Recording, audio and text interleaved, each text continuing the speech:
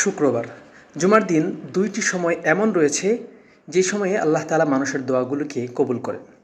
তার মধ্য থেকে একটি হলো দুই খুতবার মাঝখানে ইমাম সাহেব যখন খুতবা দেন, দুই খুতবার মাঝখানে যে অল্প সময় থাকে এই সময়ে যে দোয়া করে আল্লাহ তাআলা সেই দোয়াকে কবুল করেন। এই সময়ে যেহেতু অল্প সময় থাকে, এজন্যই যেই দোয়াগুলি জামি এবং মানে অর্থাৎ অল্প কথার ভিতরে অনেক কিছু চলে আসে, সেই দোয়াগুলি আপনি করতে পারেন। যেমন একটি জামি মানে দোয়া হলো আল্লাহুম্মা ইন্না নাসআলুকা মা সাআলাকা মিনহু নাবিয়্যুকা মুহাম্মাদিন সাল্লাল্লাহু আলাইহি ওয়াসাল্লাম ওয়া নাউযু বিকা মিন শাররি মাস্তাআযা মিনহু নাবিয়্যুকা মুহাম্মাদিন সাল্লাল্লাহু আলাইহি ওয়াসাল্লাম।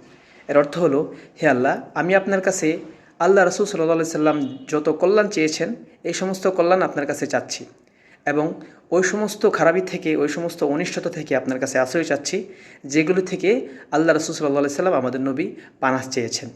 এবং জুমার দিন মাগরিবের পূর্ব মুহূর্তের সময় আল্লাহ তাআলা দোয়াকে কবুল করেন। এজন্যই এই দুইটি সময়কে আমাদের খুব গুরুত্ব দেওয়া দরকার। এই দুইটি সময়ে গুরুত্ব দিয়ে আল্লাহ তাআলার কাছে কায়বন বাক্যে আল্লাহ তাআলার কাছে চোখের পানি ছেড়ে যদি দোয়া করি, আল্লাহ তাআলা অবশ্যই আমাদের দোয়া কবুল করবেন। আল্লাহ তাআলা আমাদের সকলকে আমল করার তৌফিক দান করুক।